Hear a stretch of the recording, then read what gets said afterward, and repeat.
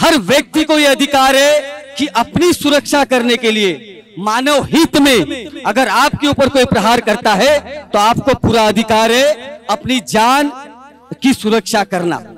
और जब आप अपनी जान की सुरक्षा करके किसी व्यक्ति को रोकते हो, अपनी ताकत अपनी शक्ति से रोकते हो, तो उसे हिंसा नहीं कहा जाता है। ये बाबा साहब बुद्धा के बारे में कह रहे कि बुद्धा ये कहते हैं।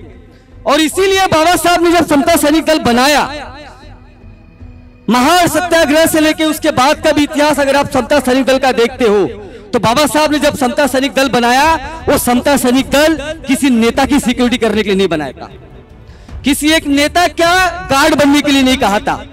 समता सैनिक दल बाबा साहब ने उस दबे कुचले समाज की सुरक्षा करने के लिए बनाया था।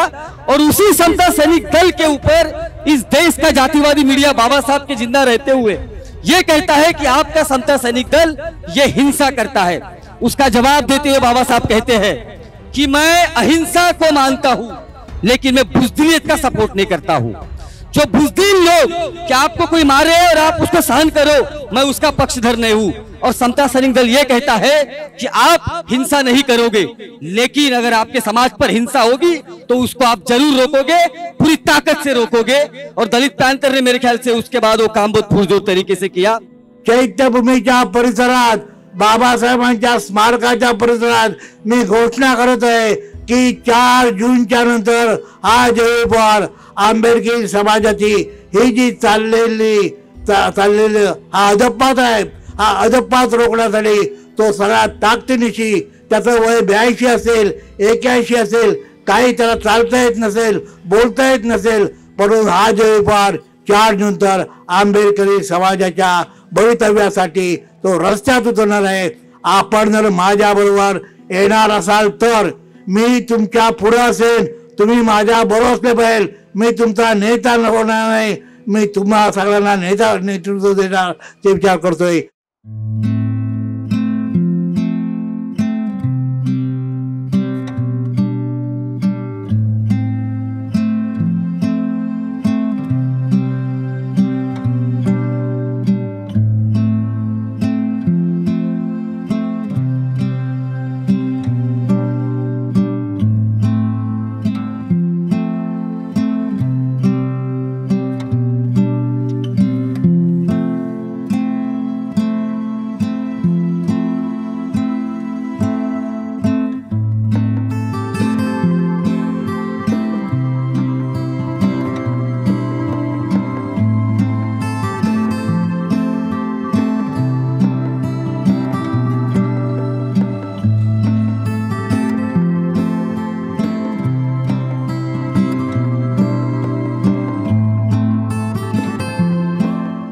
अक्सर जब मैं दिल्ली में पढ़ाई करने गया तो यूनिवर्सिटी में कुछ लोग जब दलित पैंथर का जिक्र करते थे तो बहुत स्पष्टता उनके दिमाग में नहीं होती थी कि ये दलित पैंथर कोई और एक ऐसा संगठन होगा शेड्यूल कास्ट समाज का जो दलितों के उत्थान के लिए काम करता है। लेकिन मुझे लगता है कि दलित पैंथर पूरे भारत के इतिहास में केवल एक दलितों का संगठन नहीं है, लेकिन एक जो 2-3 साल का एपिसोड रहा दलित पैंथर का, मुझे लगता है वो ताकत और वो एहसास है जो एहसास सदियों से, खास करके जब दुनिया में कहा जाता है कि पूरी दुनिया में हर जगह पे ऊंच नीच का सिस्टम रहा, लेकिन भारत में एक ऐसा सिस्टम रहा जाति का जो ये कहता है कि यदि आपको कोई मारे और आप अगर सो कॉल्ड अछूत हो तो आप उस व्यक्ति को वापस जवाब नहीं दे सकते हो, उसको मार नहीं सकते हो। तो ये कहा गया कि अगर आप दलित हो यानी अगर आप निचली जाति के हो तो ना आप धन अर्जित कर सकते हो, ना आप ऐसा खाना खा सकते हो जो सो कॉल्ड ऊंची जाति के लोग खाते हैं। अगर खाओगे तो आपको मारा जाएगा। इसके बहुत सारे उदाहरण बहुत सारी किताबों में आपको मिलेंगे। हमारे जो बुजुर्ग हैं अभी भी बताते हैं। अभी भी आप देखते हैं कि अगर शेड्यूल कास्ट का व्यक्ति है तो वो दूल्हा बनाए तो घोड़ी पे नहीं चढ़ सकता है। और ऐसे वक्त में कि भाई जब आपको मारा जाएगा तो आप वापिस प्रहार नहीं कर सकते हो, आप उसको वापिस जवाब नहीं दे सकते हो। पूरी दुनिया की इंसानियत में ऐसा सिस्टम और कोई देश में आपको नहीं नजर में आता कि जहां पर धर्मशास्त्र का जिक्र करके, धर्मशास्त्र का हवाला देके ये कहा गया कि आपको यदि कोई मारता है तो आपको कोई अधिकार नहीं है शस्त्र रखने का, अपनी सुरक्षा करने का। और दलित पैंथर एक ऐसा संगठन बना जिसने ये कहा, खास करके उन लोगों को जो इस देश के जमींदार हैं, जो इस देश में अपने आप को पंडित पुरोहित कहते हैं और जो दबे कुचले समाज पर अत्याचार करते हैं। दलित पैंथर ने एहसास दिलाया कि पहले आपको कहा जाता था कि अगर आपको कोई मारे तो आपको अपनी मान को नीचे करते हुए उस मार को खाना है। दलित पैंथर ने यह सिखाया कि अगर आपके ऊपर कोई एक हाथ उठाता है तो उसका वो हाथ तोड़ दो। ये दलित पैंथर ने सिखाया। दलित पैंथर की सबसे बड़ी ताकत है और मुझे लगता है पूरे भारत में ऐसा कोई संगठन इतने प्रबल तरीके से और इतनी जल्दी, इतने स्पीडली कभी फैला नहीं। मैं विदर्भ से आता हूं। दलित पैंथर का जब किताबों में जिक्र किया जाता है तो खास करके मुंबई का जिक्र किया जाता है क्योंकि ये मुंबई से बना। लेकिन अगर हम नागपुर, वर्धा और जो तमाम विदर्भ रीजन है जहां पर एट्रोसिटी होती थी, और मेरी पीएचडी जब मैं कर रहा था और जब मैं लोगों से मिल रहा था जो पुराने हमारे बुजुर्ग हैं जो उस समय में दलित पैंथर में एक्टिव थे, तो ये कहते थे और ये बताते हैं कि किस तरीके से नागपुर रीजन में भी, अमरावती रीजन में भी जब एट्रोसिटी होती थी और जब ये पता चलता था कि दलित पैंथर के लोग इस गांव में आने वाले हैं तो उस गांव के जमींदारों के आंखों में डर नजर में आता था, उनके आंखों में एक भय नजर में आता था। मुझे लगता है बहुत बड़ी ताकत दलित पैंथर ने तब निर्माण की थी, जिसको हमें याद करना चाहिए। और उसी याद में आज इस कार्यक्रम को आयोजित किया गया है। तो मैं इन दलित युवा पैंथर का बहुत बहुत धन्यवाद देता हूं कि उस यादों को जिंदा रखने के लिए, उस संघर्ष को जिंदा रखने के लिए इस तरह के कार्यक्रम मुझे लगता है हमेशा हमने आयोजित करने चाहिए। साथ ही साथ क्योंकि मैंने नागपुर का जिक्र किया, तो जब नागपुर की बात होती है तो बाहर यह कहा जाता है कि आरएसएस का गढ़ नागपुर है। जब भी आप किसी को पूछो या मुझे कोई पूछता था कि आप कहां से हो, तो मैं कहता था कि मैं नागपुर से हूं।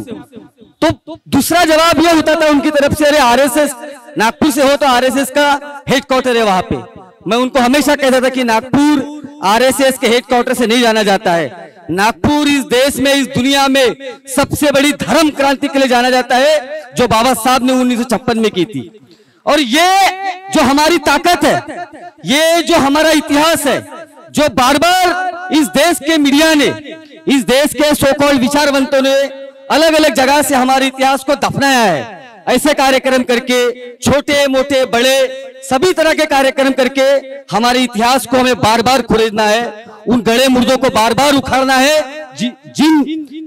जिस इतिहास को इन लोगों ने मट्टी के अंदर गाड़ने की कोशिश की, मट्टी के अंदर डालने की कोशिश की, उस मट्टी को हमें बार बार खोदना पड़ेगा, हमारे इतिहास को हमें बार बार आगे लाना पड़ेगा। मैं जब भी दलित पैंथर का जिक्र करता हूं, मैंने कुछ आर्टिकल दलित पैंथर पे लिखे, मेरा हमेशा ये कहना है, जैसे मैंने अभी इसके पहले कहा कि पूरी दुनिया में उच्च नीच का सिस्टम रहा लेकिन इस तरह का सिस्टम नहीं रहा जहां पर यह कहा गया कि अगर आपको कोई मारेगा तो आपको चुपचाप तरीके से सहना है, क्योंकि ये भगवान ने कहा है, ये धर्मशास्त्रों ने कहा है। पूरी दुनिया में जो धर्म है उस धर्म ने कभी ऐसा नहीं कहा कि अगर आपको कोई मारता है आप दुर्बल है, आपके बीबी, आपके बच्चे, आपके गांव वाले, आपके गरीब लोग, मजदूर लोग को भी मारता है, कोई जमींदार मारता है, कोई ऊंची जाति का आदमी मारता है, तो आपने चुप रहना है। ये इस देश के धर्मशास्त्र कहते हैं, जो धर्मशास्त्र को ये लोग हमारे सामने बार बार जिसका गुण गाते हैं। और इसीलिए बाबा साहब ये अभी बुद्ध पूर्णिमा हुई और जब बुद्ध की बात होती है तो हम बार बार बाबा साहब ये कहते हैं, बुद्धा और कार्ल मार्क्स जो बाबा साहब ने किताब लिखी उसमें बाबा साहब ये कहते हैं कि जब जब बुद्ध का जिक्र होता है तो दुनिया में ये कहा गया कि बुद्ध ने अहिंसा की बात की। तो बाबा साहब कहते हैं हाँ, बुद्धा ने अहिंसा की बात की, लेकिन बुद्धा ने यह भी कहा है कि हर व्यक्ति को यह अधिकार है कि अपनी सुरक्षा करने के लिए मानव हित में अगर आपके ऊपर कोई प्रहार करता है तो आपको पूरा अधिकार है अपनी जान की सुरक्षा करना। और जब आप अपनी जान की सुरक्षा करके किसी व्यक्ति को रोकते हो, अपनी ताकत, अपनी शक्ति से रोकते हो, तो उसे हिंसा नहीं कहा जाता है। ये बाबा साहब बुद्धा के बारे में कह रहे कि बुद्धा ये कहते हैं। और इसीलिए बाबा साहब ने जब समता सैनिक दल बनाया महान सत्याग्रह से लेके उसके बाद का भी इतिहास अगर आप समता सैनिक दल का देखते हो तो बाबा साहब ने जब समता सैनिक दल बनाया, वो समता सैनिक दल किसी नेता की सिक्योरिटी करने के लिए नहीं बनाया था, किसी एक नेता क्या गार्ड बनने के लिए नहीं कहा था। समता सैनिक दल बाबा साहब ने उस दबे कुचले समाज की सुरक्षा करने के लिए बनाया था। और उसी समता सैनिक दल के ऊपर इस देश का जातिवादी मीडिया बाबा साहब के जिंदा रहते हुए यह कहता है कि आपका समता सैनिक दल ये हिंसा करता है। उसका जवाब देते हुए बाबा साहब कहते हैं कि मैं अहिंसा को मानता हूं, लेकिन मैं बुज़दिलियत का सपोर्ट नहीं करता हूं। जो बुज़दिल लोग कि आपको कोई मारे और आप उसको सहन करो, मैं उसका पक्षधर नहीं हूं। और समता सैनिक दल ये कहता है कि आप हिंसा नहीं करोगे, लेकिन अगर आपके समाज पर हिंसा होगी तो उसको आप जरूर रोकोगे, पूरी ताकत से रोकोगे। और दलित पैंथर ने मेरे ख्याल से उसके बाद वो काम बहुत पुरजोर तरीके से किया। इसलिए हमारे समाज में, भारत देश में जितने भी बड़े बड़े एट्रोसिटी हुए, आज हम मुंबई में खड़े जहां पर रमाबाई हत्याकांड हुआ। इस देश का इतिहास कहता है कि इस देश का पुलिस तंत्र, इस देश के नेता, चाहे सेंटर में बैठे हो चाहे इस देश के स्टेट में बैठे हो, जब जब दलितों पर अत्याचार हुआ साथ में मिलके और सबसे बड़ा अगर आप देखेंगे रमाबाई हत्याकांड के अंदर जिस तरीके से महाराष्ट्र पुलिस ने हमारे खिलाफ बंदूकें तानी, जिस तरीके से हमारे लोगों को मारा गया, ये बार बार बताता है कि दलितों के लिए इस देश में ना केंद्र की सत्ता, ना राज्य की सत्ता, ना इस देश के कलेक्टर, ना इस देश के वकील, ना इस देश के चुने हुए नेता हम कभी हमारे साथ खड़े हुए हैं। इसीलिए मैं बार बार मानता हूं कि लोग कहते हैं कि हमें पॉलिटिकल पावर चाहिए, मैं कहता हूं जरूर चाहिए, लेकिन इस देश में खास करके शेड्यूल कास्ट जो है हमेशा से माइनॉरिटी में रहा है। गांवों में दलितों की संख्या अगर आप देखोगे, इस देश में गांवों की जो संरचना है, गांवों की जो रचना है, वो इस तरीके से है कि गांवों में दलितों के हमेशा से 10-12 घर होंगे, कम घर होंगे। और जहां जहां दलितों के कम घर होते हैं वहां दलितों के ऊपर ज्यादा अत्याचार होते हैं। जैसे मैंने आपको बताया, मैं विदर्भ से आता हूं, मेरे पिताजी भंडारा से थे, उसी नजदीकी गांव से थे जहां से खैरलांजी हुआ। खैरलांजी में केवल हमारे 2 घर थे, इसलिए वो हमारे ऊपर अत्याचार कर सके। मैं जिस बस्ती में रहता हूं वहां पर पूरी तादाद 10,000 लोगों की मेरे बस्ती में, मेरे समाज की है, बुद्धि समाज की है। किसी की हिम्मत नहीं होती हमारे ऊपर आंख उठा के देखने की, क्योंकि उनको पता है कि जिस दिन हमारे ऊपर आंख उठा के देखेंगे, भलाई मेरे समाज के लोग के पास बहुत बड़ी सरकारी नौकरी नहीं है, लेकिन उनको पता है, बाबा साहब ने हमको ये बताया है, ये कहा है कि अगर हमारे ऊपर कोई अत्याचार करेगा तो अत्याचार सहना नहीं है। हम ईंट का जवाब ईंट से देंगे, पत्थर का जवाब पत्थर से देंगे और प्यार का जवाब प्यार से देंगे। ये बाबा साहब ने हमको सिखाया है। खरं तर मी पद्मश्री नामदेव ढसाळ यांच्या मुशीतला कार्यकर्ता आणि दलित पॅंथरचा स्थापना दिन 9 जुलै की 29 मे यावर गेल्या 50 वर्षापासून सतत वाद झडत आलेले आहेत। त्याच्यावरचं चिकार भाष्य आजपर्यंत वेगवेगळ्या ग्रंथांद्वारे, परिसंवादांद्वारे आपल्या समोर जाहीर झालेलं आहे।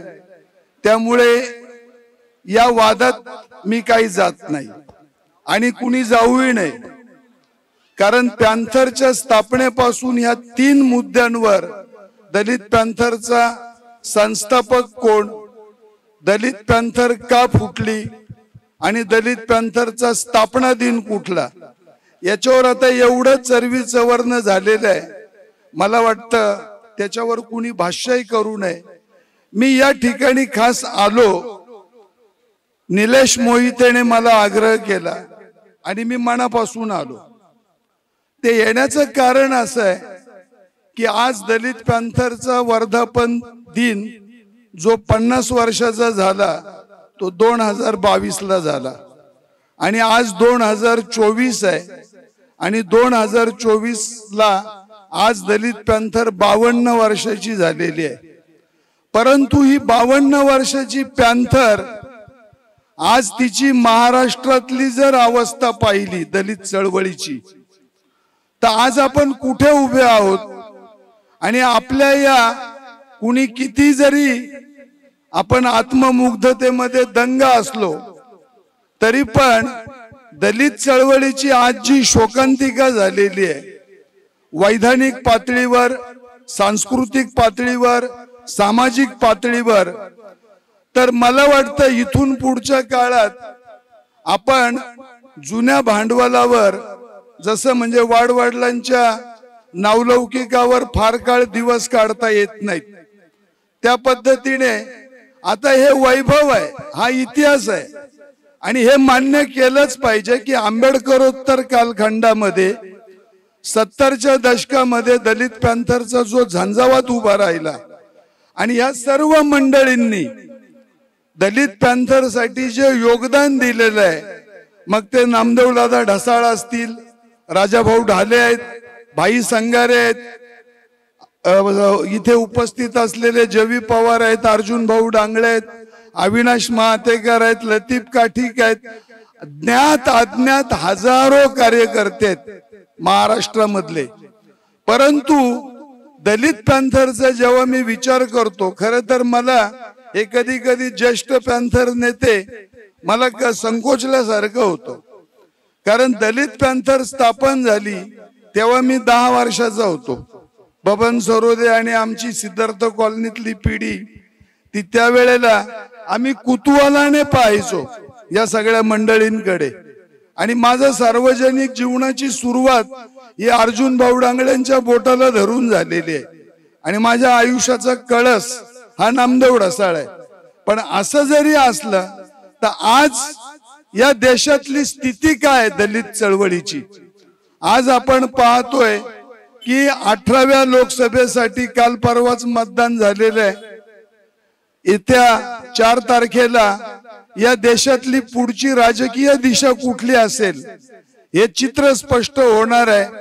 आणि या वेळची निवडणूक ही 1952ची जी पहिली सार्वत्रिक निवडणूक झाली आणि त्यानंतरची 1977ची जी निवडणूक झाली, या दोन्ही निवडणुकींपेक्षा या वेळची निवडणूक ही एका वेगळ्या अर्थाने ही इतिहासाच्या पानावर कायम चर्चेत राहील. आणि त्याचं सर्वात महत्वाचं जे कारण होतं की ही संपूर्ण निवडणूक ही लोकशाहीसाठी, संविधानासाठी आणि आरक्षण या 3 मुद्द्यांवर केंद्रित झालेली होती. आणि म्हणून ही राजकीय पक्षांच्या नेत्यांनी त्यांच्या भूमिका या ठिकाणी पार पाडल्या. परंतु सर्वसामान्य नागरिक, मग तो आंबेडकरवादी असेल, तो डावा असेल, तो समाजवादी असेल, तो आणखीन कुठल्या विचाराचा असेल, सांप्रदायिक शक्ती सोडून बाकीच्या सगळ्या पुरोगामी शक्ती, सगळ्या संविधान मानणाऱ्या शक्ती या एकत्रित झाल्या होत्या. आणि त्यांनी मोठ्या मनाने, तडफेने त्यांनी संविधानाच्या बाजूने उभं राहण्याचं ऐतिहासिक काम केलं. मित्रहो, खरं तर हे जास्त बोलण्याची वेळ नाही, पण एक खंत माझ्या मनात कायम असते. मी नेहमी, खरं तर मी इतिहासाची पानं जेव्हा पाहतो, खरं तर हे ढसाळ ढाले वादळे फार मोठे दुर्गामी परिणाम या आंबेडकरी चळवळी आणि दलित चळवळीवर झाले. आणि ह्या फुटीच्या कारणामुळे आज जर ही फूट झाली नसती तर मला वाटतं म्हणजे लम्होने खता की और सदियों ने सजा पाई, तर त्या एका क्षणांनी चूक केल्या आणि त्याच्या शिक्षा या शतकांनी भोगल्या. मला निश्चितपणे वाटतं जर त्या काळात हा वाद झाला नसता तर आज महाराष्ट्रातलंच नव्हे तर देशातलं चित्र हे वेगळं असतं. त्या वादामुळे पॅंथर फुटली आणि नंतरच्या काळामध्ये ही जी शक्ती होती दलित चळवळीची, आंबेडकरवादी शक्ती असलेली, यातला मोठा समूह हा नंतरच्या काळामध्ये बीजेपीने आणि शिवसेनेने हायजॅक केला. आज हे सगळं वातावरण बदललेलं आहे. मी त्या दिवशी परवा माझ्या एका भाषणात भायखळ्याला बोललो की आता हे कोण लालभाई, कोण डावा, कोण मार्क्सवादी, कोण समाजवादी, आता ह्या सगळ्या चर्चा आता आपण थांबवल्या पाहिजेत.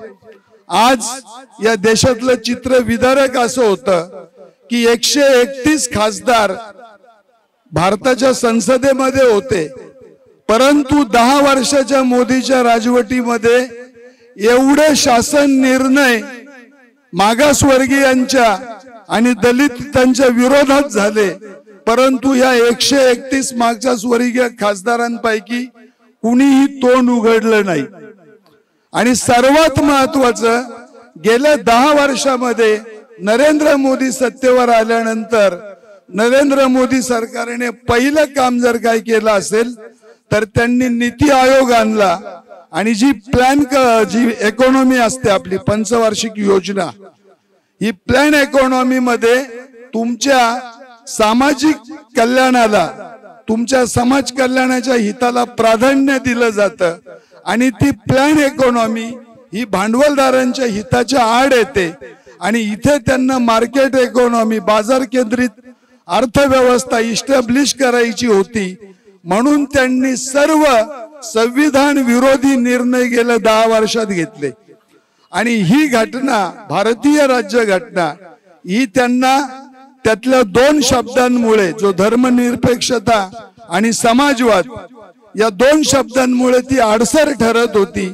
आणि म्हणूनच त्यांचे जे पट्टे पिल्ले आहेत, मग तो हेगडे असेल, तो कोण देबेरॉय असेल, हे आता बोलत नव्हते असं नव्हे. वाजपेयींच्या काळामध्ये व्यंकटचलय्य समिती नेमून भारतीय राज्यघटनाचं पुनर्विलोकन करण्याचं षडयंत्र हे त्या काळापासून सुरू होतं. आपण सुवर्ण महोत्सवी वर्षामध्ये महाराष्ट्रभर कार्यक्रम घेतले, परदेशातही कार्यक्रम झाले. आज इतक्या वर्षानंतर तरुणांना, विशेषतः समाजातील सर्व घटकांना आपण एक लक्षात ठेवलं पाहिजे, पॅन्थर काही एका जातीची नव्हती, एका धर्माची नव्हती. ती अन्याय अत्याचाराविरुद्ध सामाजिक होती.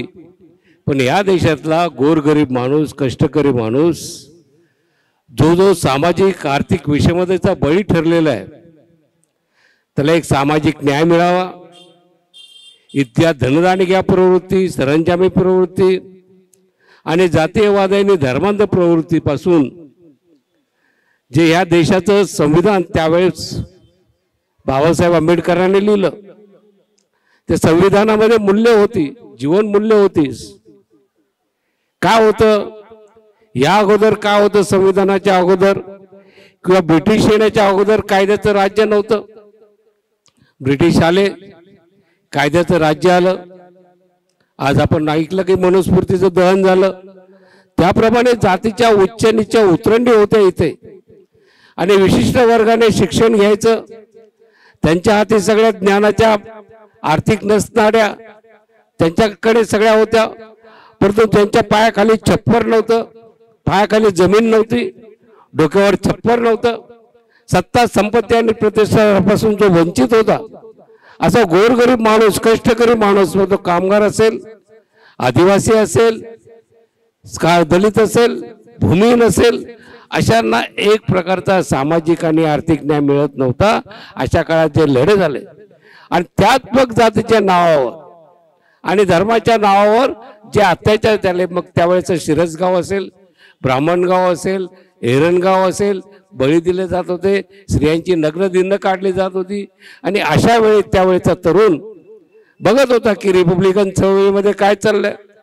त्यावेळेस बाबासाहेब आंबेडकरांची चळवळ, जी अभेद रिपब्लिकन पक्ष या नावाने उभी होती, जिथे 7 खासदार आणि 14 आमदार निवडून आले होते. मुंबईचा मेयर होता खासदार पी टी बोराळे होते, स्टँडिंग बीएसटी कमिटीचे चेअरमन वामनराव पगारे होते, विरोधी पक्षनेते आर डी भंडारे होते. त्यावेळेस म्हणजे एवढा बलाढ्य रिपब्लिकन पक्ष.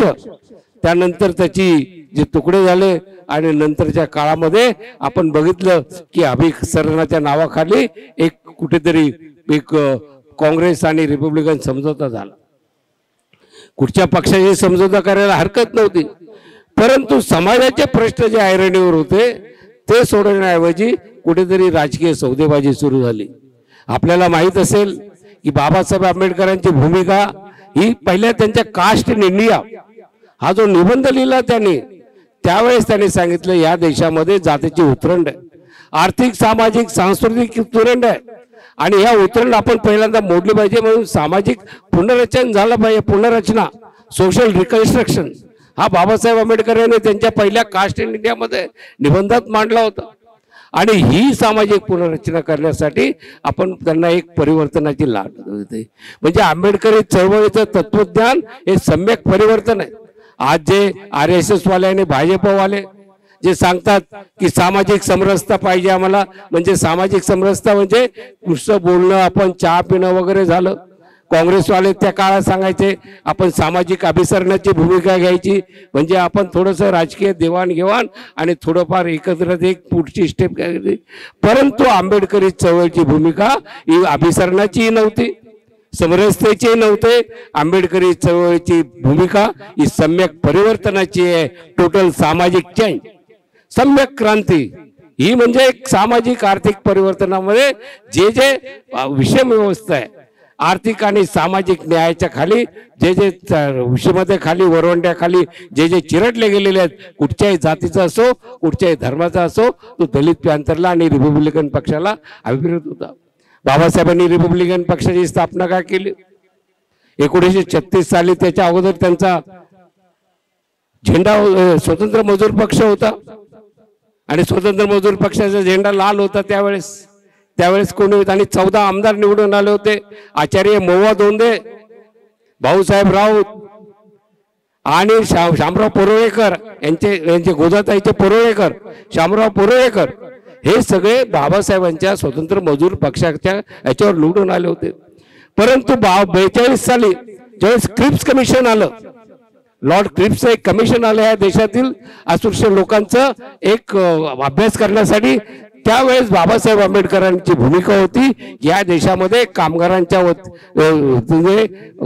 सगळ्या संघटना आयटक असेल इंटक असेल त्यावेळेस मांडत होत्या आणि बाबासाहेब आंबेडकरांना भूमिका मांडायची होती. तर क्रिप्सने त्यांना विचारलं, to whom you are going to represent, labourers or untouchables? तुम्ही कोणाची भूमिका मांडणार आहात स्वतंत्र कामगार पक्षातर्फे, कामगारांची की अस्पृश्यांची? आणि मग बाबासाहेब आंबेडकरांनी त्यावेळेस विचार केला आणि अखिल भारतीय दलित फेडरेशनची ज्यावेळेस छोटे छोटे गट होते ही स्थापन केली. परंतु भंडाऱ्याच्या निवडणुकीनंतर पोटनिवडणुकीमध्ये त्यांचा पराभव झाला.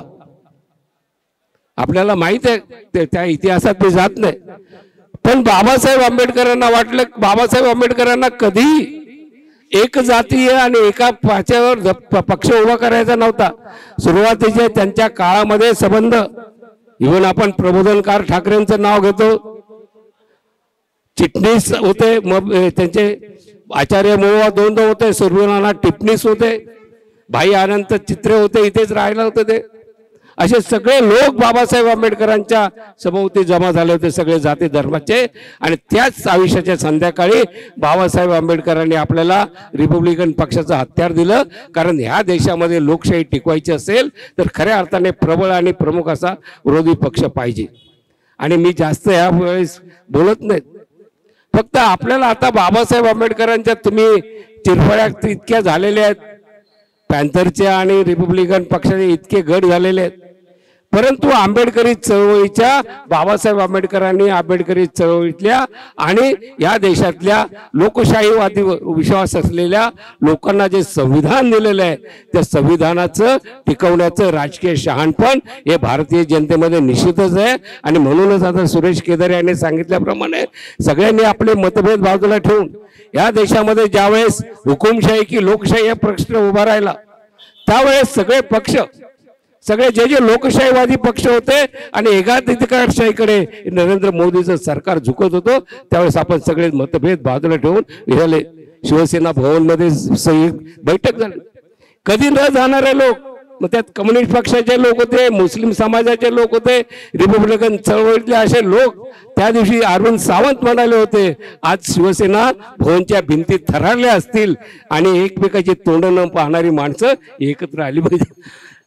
ही संविधानाची ताकद आहे, भारतीय संविधानाच्या या देशामधलं विचार स्वातंत्र्य.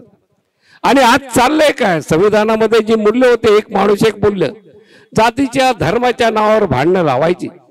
आणि संबंध जे पंडित नेहरूने आणि जे राष्ट्रीयकरण झालं होतं सगळ्या कारखान्यांचं, 24 LIC असेल, बेल असेल, संबंध कारखाने असतील, रेल्वेचे सगळे हे असतील, त्यांचं सगळ्यांचं खाजगीकरण चालवलं, एक नाडाने अंबानीला दिलं जातं आणि इथला माणूस ज्याला सरकारी नोकरी आवश्यक होती, त्याला रोजगार आवश्यक होता, त्याला कुठेतरी एक बेघर आणि सांगितलं केलं जाते. मला वाटतं या देशामध्ये तरुणांना बेरोजगार आणि महागाई आणि हे जे जगवण्याची साधने सांगतात 80 कोटी लोकांना आम्ही मोफत धान्य देतो, लाज वाटायला पाहिजे. आज एक लोकांनी ठरवलं, सुरेशने सांगितलं की आपल्या आंबेडकरी चळवळीतले नेते तिकडे भाजपच्या आणि संघाच्या कुशीत जाऊन बसले होते, परंतु आंबेडकर जनतेने बाबासाहेब आंबेडकरांनी जे राजकीय शहाणपण दिलं होतं ते संविधान वाचवण्याच्या आणि लोकशाहीच्या बाजूने हे उभे राहिलेले आहेत. ही आपल्याला खऱ्या अर्थाने चळवळीच्या दृष्टीने अत्यंत मोठी गोष्ट आहे आणि हीच आपल्याला पुढे न्यायची आहे. आपल्या नेत्यांची प्रॉपर्टी जर बघितली तर त्यांच्याकडे काहीच नाही. अगदी नामदेव दादा ढसाळ मर्सिडीज कारमधून यायचे, 5 स्टार हॉटेलला जेवायचे, परंतु जाताना त्यांच्याकडे काहीच राहिलं नव्हतं. जवी पवार हे सुद्धा आता एका खोलीमध्ये एका फ्लॅटमध्ये राहत आहेत. अर्जुन दादा आहेत, भाई संगारेंची प्रॉपर्टी नाही, अविनाश मातेकरांची नाही. आता जर इथे एखादा मोठ्या पक्षाचा नेता आला असता तर मोठ्या मर्सिडीज गाडीतून उतरला असता, हे कार्यकर्ते त्याच्या बाजूला, बॉडीगार्ड त्याच्या बाजूला. परंतु बाबासाहेबांनी सांगूनच ठेवलं होतं की माझी चळवळ ही त्यागाची आहे, हे तुम्हाला त्याची फळं लगेच खायला मिळणार नाहीत. आणि ह्या लोकांना पण संपत्तीचं काय वावगं नाही, यांच्याकडे संपत्ती नाही, यांच्याकडे उंची कपडे नाही, उंच्या गाड्या नाहीत, परंतु यांच्याकडे मोठी संपत्ती आहे की यांचं नाव कायम चळवळीमध्ये घेतलं जाईल. आम्हा पैसा कितीतरी जणांकडे आहे, परंतु त्यांचं नाव नंतर काय प्रकारे घेतलं जाईल याचा सुद्धा विचार समाज करत असतो. समाजाचा तराजू हा अगदी बरोबर असतो आणि तो बरोबर न्याय देतो. या ठिकाणी एक छोटासा किस्सा सांगतो की मला त्यावेळेस भाईंनी सांगितलेलं की पॅन्थरमध्ये असताना खूप राडे चालायचे आणि पोलीस जवींना शोधायचे, भाईंना शोधायचे, आणि त्यावेळेस जवींना मला वाटतं बाळ झालं होतं आणि ते बाळ त्यांना बघायचं होतं. आपलं मूल झालेलं आहे, मुलगी होती असं मला वाटतं. आणि मग जवी असे लपत लपत पोलिसांना चकमा देत एका इमारतीच्या गच्चीवर गेले आणि दुसऱ्या इमारतीमध्ये ते राहायला होते, आपल्या सिद्धार्थनगर मध्ये कामाडीपुऱ्यात. मग त्यांच्या पत्नी आणि नातेवाईक बाहेर आले, त्या गॅलरी मधून त्यांचं मूल त्यांना दाखवलं. हा त्याग आहे. सर्वांनी टाळ्यांच्या गजरात विचार केला पाहिजे की हा त्याग आहे. भाईंनी कधी मुलांकडे लक्ष दिलं नाही की बाबा माझा मुलगा कुठे आहे. त्या दिवशी वैशालीने सांगितलं की ती पेढे द्यायला गेली तर भाईंनी तिला विचारलं तू कितवी पास झाली. म्हणजे समाजाबद्दल कळकळ या लोकांना होती आणि खरोखरच त्याचा सन्मान म्हणून जी आंबेडकर राईट्स मुवमेंट आहे नॉर्थ अमेरिकेची, या आंबेडकर चळवळीचे भाष्यकार जवी पवार यांच्या कर्तृत्वावर जागतिक मोहर उत्तर अमेरिकेतील आंबेडकर राईट असोसिएशनचा विशेष पुरस्कार त्यांना प्रदान झाला. 25 मे 2024 रोजी जागतिक मोहर त्या ठिकाणी उमटवण्यात आली आणि अमेरिकेतील आंबेडकर राईट असोसिएशन या संस्थेचा 2024 सालचा विशेष पुरस्कार भारतातील सुप्रसिद्ध लेखक जवी पवार यांना त्यांच्या अनुपस्थितीत देण्यात आला. Ambedkar right association of North America ही संस्था दरवर्षी सामाजिक क्षेत्रात ठसा उमटवणाऱ्या एका व्यक्तीस डॉक्टर आंबेडकर पुरस्कार देऊन सन्मानित करते. या वर्षी जवी पवार यांनी उद्दीपित केलेल्या चळवळीचा, त्यांनी लिहिलेल्या ग्रंथसंपदेचा तसेच समाज उन्नयनासाठी दिलेल्या जगभरातील व्याख्यानांच्या सन्मानार्थ हा पुरस्कार त्यांना देण्यात आला. आणि खरोखर जवी पवार मला वाटतं अमेरिकेला तो पुरस्कार घ्यायला गेले नाहीत. म्हणजे पैसा जो आहे तो पैसा महत्वाचा आहे आणि तो पैसा आपल्या चळवळीमध्ये मिळत नाही, आणि परंतु पुरस्कार मिळालेला आहे. जरी ते तिकडे गेले नाही, अनुपस्थितीमध्ये त्यांना पुरस्कार जाहीर झाला, ते कदाचित इकडे येऊन देतील, परंतु आपल्या या नेत्यांना पुरस्कार, शाल, श्रीफळ, हार तुरे याची कधी त्यांना गरज नव्हती. त्यांना गरज होती क्रांतीची. वरळीच्या दंगलीमध्ये काय काय घडलेलं आहे, काय काय नाही, जवी स्वतः सांगतील. आज सकाळी गेले 15 दिवस मी मुंबईच्या बाहेर होतो आणि 29 मे असल्यामुळे जरा सकाळी लवकर मी उठलो. माझा फोन कधी स्विच ऑफ नावाचा प्रकार नसतो, कारण जगभरातले फोन त्यांच्याकडे नाईट असेल तर आपल्याकडे दिवस, आपल्याकडे दिवस तर त्यांच्याकडे नाईट. त्यामुळे कुठल्या देशातला कुठला दिवस कसा असेल माहीत नाही, म्हणून माझा फोन कंटिन्यू हा चालू असतो.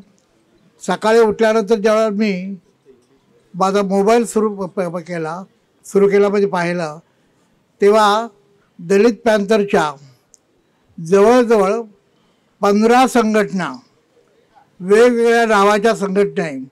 नाव दलित पॅन्थर, अजून मागे पुढे इकडे तिकडे कुठेतरी पण दलित पॅन्थर नाव असलेल्या या 15 संघटनांच्या आसपास सकाळी त्यांचं सगळ्यांचं एक प्रकारचं मला माझ्याबद्दल आम्ही तुमचं अभिनंदन करतो, तुम्ही आजही आहात, आम्हाला मार्गदर्शन तुमचं पाहिजे, असं करून या 15 संघटनांनी आज सकाळी अनेक बराचसा वेळ घेतला. या 15 संघटना वेगळ्या नावानं जिवंत आहेत, काम करतायत. काय काम करतायत ते मी तुम्हाला सांगितलंच पाहिजे असं काही नाही.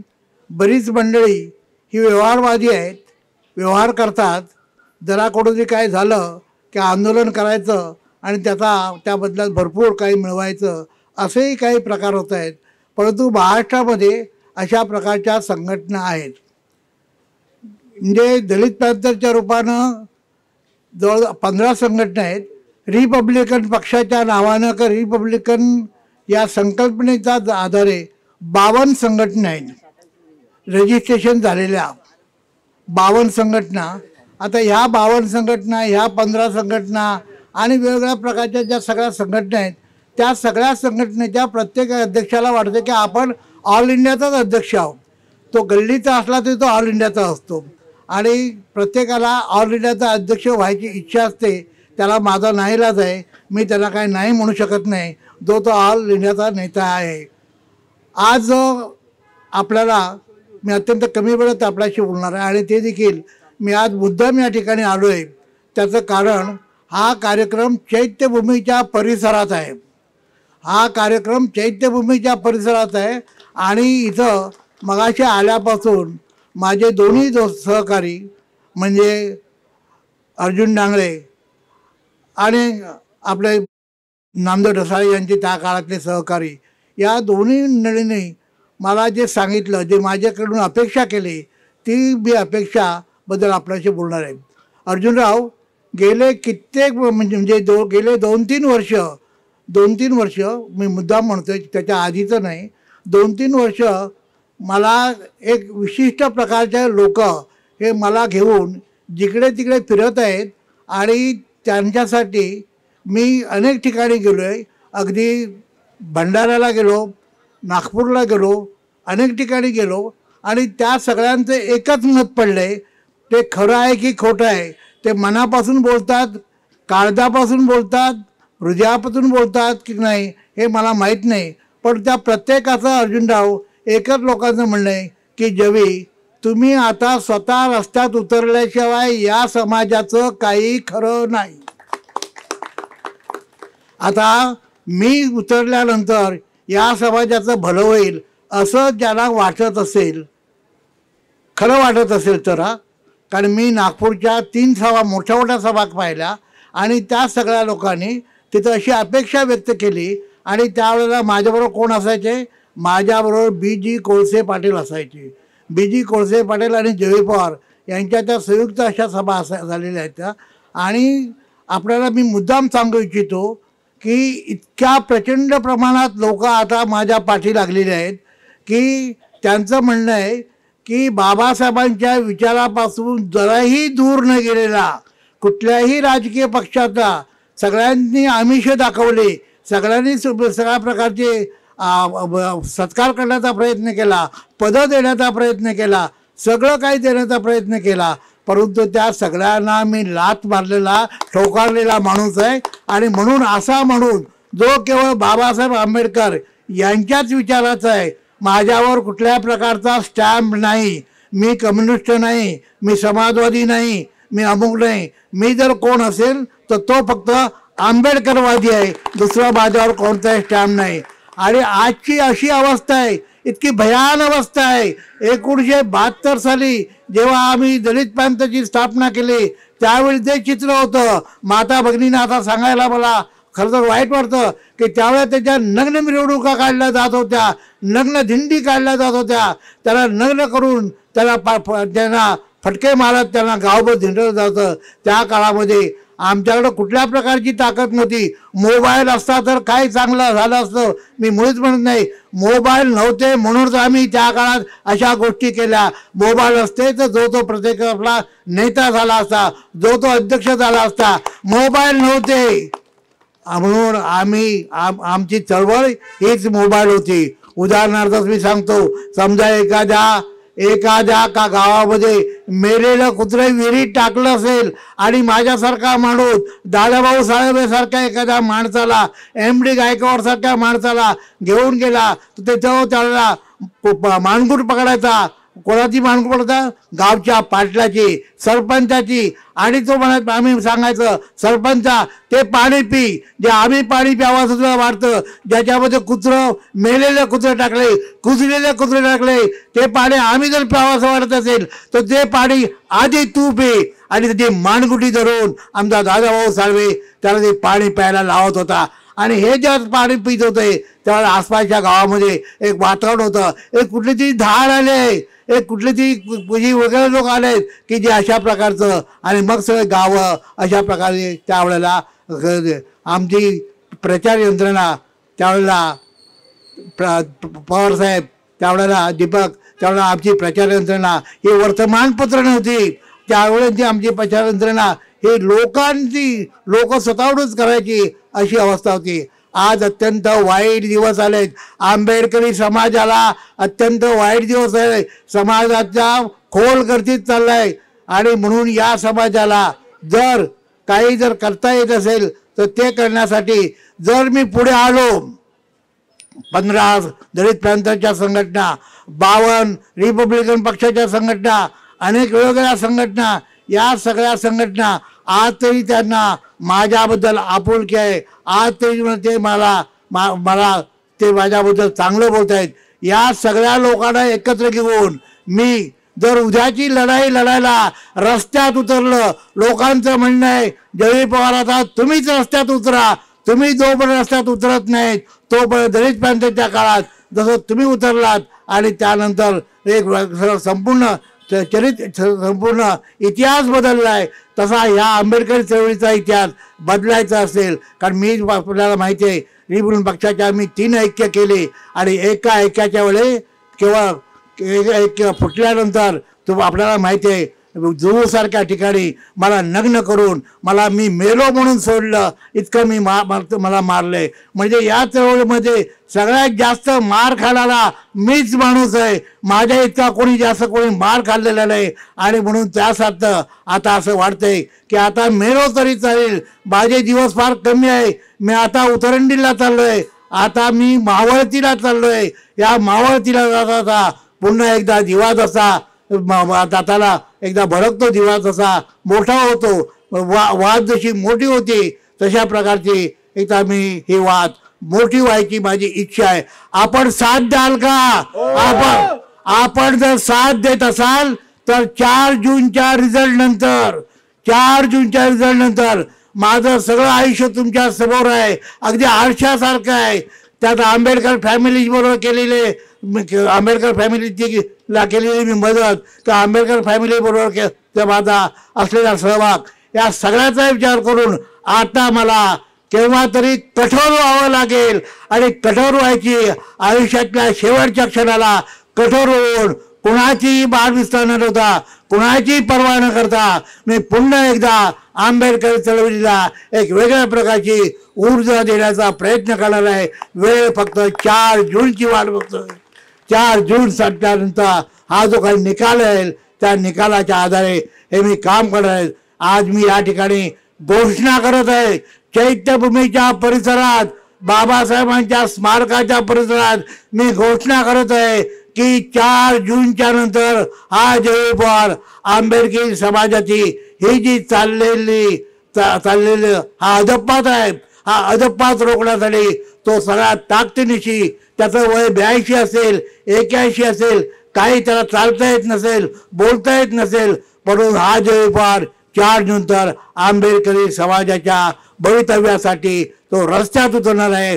आपण जर माझ्याबरोबर येणार असाल तर मी तुमच्या पुढे असेल, तुम्ही माझ्या बरोबर असले पाहिजे. मी तुमचा नेता होणार नाही, मी तुम्हाला सगळ्यांना नेतृत्व देणार ते विचार करतोय. आणि ही रिपब्लिकन पक्ष हे जो बदनाम झालेला पक्ष आहे, आज आपल्याला माहिती आहे कोण कोणाच्या मांडीवर आहेत, कोण कोणाच्या अंगावर नकाला आहेत, हे सगळे जे लोक आहेत, या सगळ्या लोकांना धडा शिकवायची. 1972ला जो आम्ही धडा शिकवला तो पुन्हा एकदा धडा शिकवायची.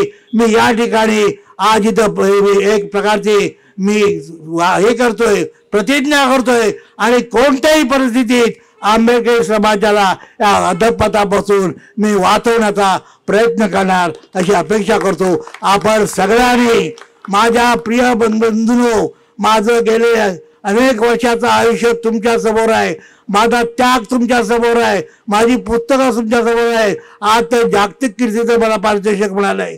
हे जर सगळं लक्षात घेतलं तर हे त्यासाठी तुम्ही मला सगळ्यांनी साथ द्या. मला म्हणजे आंबेडकर वादाला साथ द्या. जयवीर पवार म्हणजे आंबेडकरवाद एवढं लक्षात ठेवून त्याला सगळ्यांनी सहकार्य करा, मदत करा. 4 जूनच्या नंतर वर्तमानपत्र किंवा तुमच्या मोबाईलवरून माझं तुम्हाला आव्हान येईल, माझी तुम्हाला विनंती येईल, त्या विनंतीला आपण मान द्या अशी अपेक्षा करून इथं थांबतो. जय भीम. हा मागचा 7वा कार्यक्रम आहे. 7 वर्ष आम्हाला होत आहेत आणि हा 3रा कार्यक्रम माझ्या अध्यक्षतेखाली संपन्न होत आहे. या कार्यक्रमाच्या निमित्तानं आम्ही पॅन्थरच्या आठवणींना उजाळा देत असतो आणि या निमित्तानं दलित पॅन्थरचे जे सहसंस्थापक आहेत यांच्याकडून आम्हाला मार्गदर्शन लाभतं. कारण आज दलित पॅन्थरचा विषय असा झालेला आहे, प्रत्येकजण आपल्या आपल्या पद्धतीनं दलित पॅन्थरचा इतिहास मांडत असतो, परंतु आजच्या तरुणाईला खरा इतिहास या कार्यक्रमाच्या निमित्तानं मान्य जयवीर पवारजी असतील, अर्जुन डांगळे साहेब असतील यांच्या माध्यमातून ऐकायला मिळतं. आणि हा विचार पुढे नेण्याचं काम आम्ही करत असताना हा कार्यक्रम आमच्यासाठी एक आमच्या आयुष्यातला एक सुवर्ण दिवस जो असतो वर्षातला, तो हा 29 मे असतो. आणि हा कार्यक्रम प्रतिवर्षी आम्ही धूमधडाक्यात उत्साहात चैत्यभूमीच्या परिसरामध्ये बाबासाहेबांच्या साक्षीनं साजरा करत असतो. मी जयवीर पवारांच्या मार्गदर्शनाखालीच काम करतो आहे. त्यांच्या मार्गदर्शनामुळेच माझी आजबाजूचं वाटचाल राहिलेली आहे. आणि या कार्यक्रमानिमित्तानं आमचे पितामह मान्य जयवीर पवार साहेब यांनी जी भूमिका आज सांगितलेली आहे, येणाऱ्या 4 जूनच्या नंतर ते जी भूमिका मांडतील त्या भूमिकेच्या पाठीशी निलेश मोहिते असेल, त्या भूमिकेच्या पाठी दलित युथ पॅन्थर असेल. कारण दलित युथ पॅन्थर ही खऱ्या अर्थानं दलित पॅन्थरचं युथ विंग आहे, जी दलित पॅन्थर खऱ्या अर्थानं जयवीर पवार, नामदेव ढसाळ यांनी स्थापन केली होती. आणि तिला कालांतरानं येऊन बरेच सारे मोठमोठे दिग्गज नेते मिळाले, जसे की मग आमचे ढाळे साहेब असतील, अर्जुन डांगळे साहेब असतील. त्या दलित पॅन्थरचं युथ विंग म्हणूनच आम्ही महाराष्ट्रामध्ये वावरत असतो. आणि भविष्यामध्ये जयवीर पवारांच्या पाठीशी मी आणि ही दलित पॅन्थर माझी नव्हे तर ही त्यांचीच आहे. आणि हे संघटन जयवीर पवारांच्या पाठीशी कायमचं उभं राहील. मग त्यांची भूमिका काही असेल, त्यांच्या भूमिकेचा आम्ही कायम सन्मान करत आलो आहे आणि याच्या पुढे करत राहू. त्याचं कारण असं आहे की आंबेडकरी चळवळीमध्ये आज तुम्हाला एकही निष्कलंक व्यक्ती मिळणार नाही आणि त्यातला एकच व्यक्ती आहे जयवीर पवार.